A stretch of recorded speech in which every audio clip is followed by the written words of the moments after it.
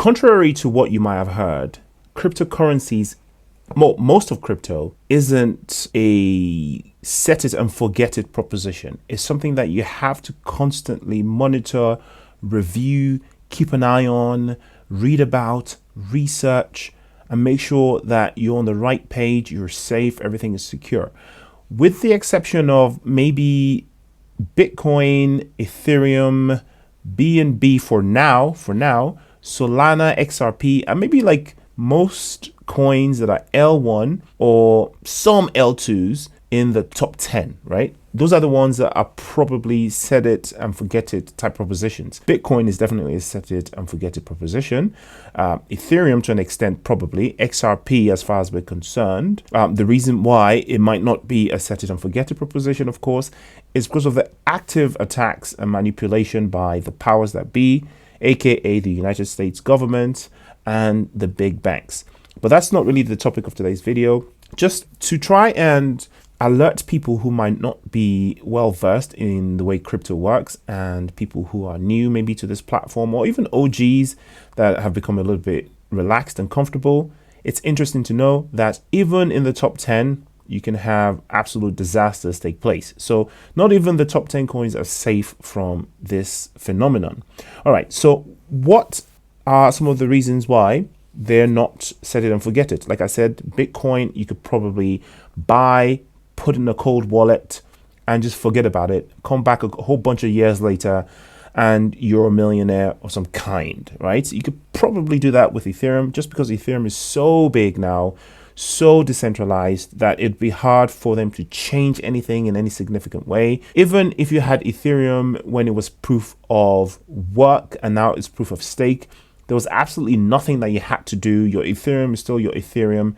If you had it locked up in some kind of wallet or some service 5 years ago and you came back, your Ethereum is still there. You can still do everything that you used to do with it, no problems, right? However, if you had Terra Luna locked up 5 years ago, if it was around at the time, and then you went away, you had a coma, forgot about crypto, and then you came back today, your Luna's gone, right? Not only is it completely gone to zero nearly, you've missed the airdrop that happened with the Luna 2. You had to have it in some wallets. If you didn't have it in your own wallet, you didn't get the snapshot. You weren't included in the snapshot. If you had it in an exchange like Coinbase, they didn't give you your Luna, right? So when that transition happened, when they tried to recover from the absolute catastrophe, they went ahead and printed another coin, made loads of money from it. Some of the whales and people who were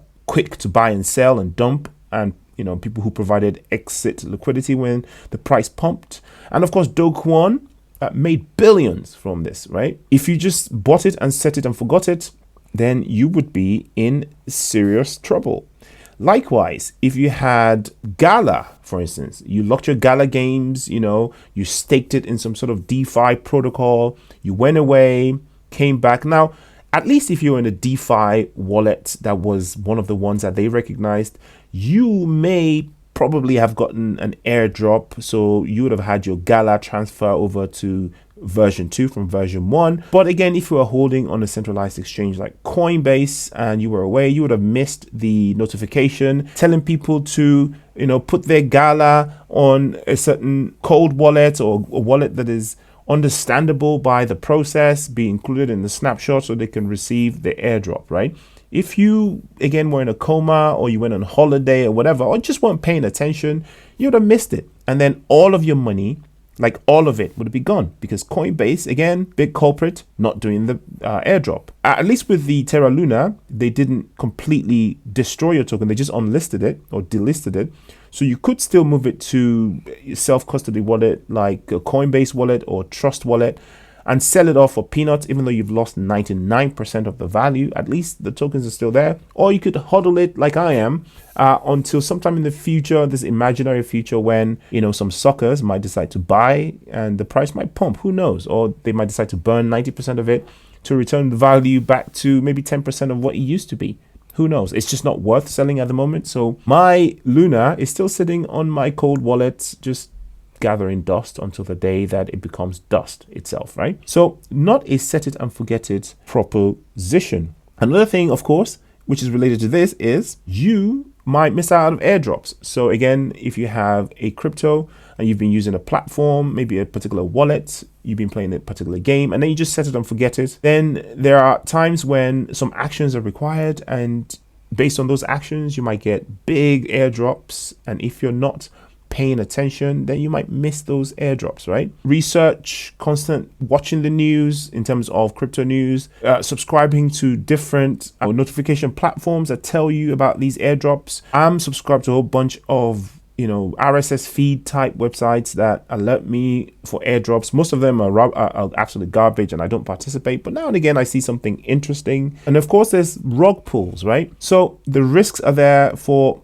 pretty much any token. So if you're going to set and forget a crypto, then the best bet is to have it in Bitcoin, right? If you're sort of semi-attentive, so you're setting it but not completely forgetting it, you're keeping the left eye open, then maybe Ethereum, XRP, Cardano, Avalanche, something like that. Link is actually another solid one that you could, have and keep an eye on, but you never know. Any one of these days, one of them might be like, okay, we're moving to link 2 or something. All you have to do is do this one thing and, you get the new link or whatever. And, you're there on holiday in a coma and then you miss everything, right? In terms of rug pulls and other dangers like that, there is one tool that you can use at least to constantly scan your coin, especially if you have one of those meme coins or one of those micro caps that you're slightly nervous about, high risk stuff.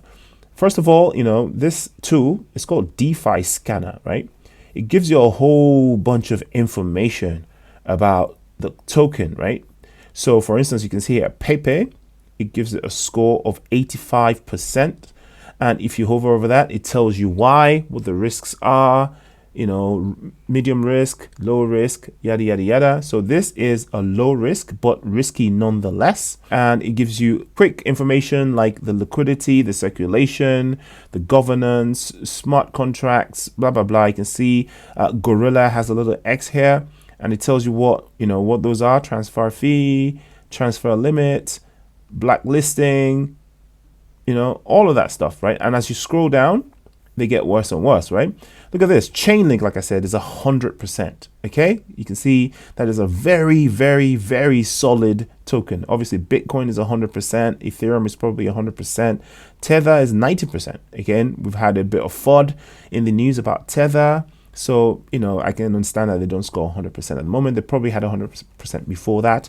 So it helps you keep an eye on stuff. Like, let's type in XRP and see what happens, right?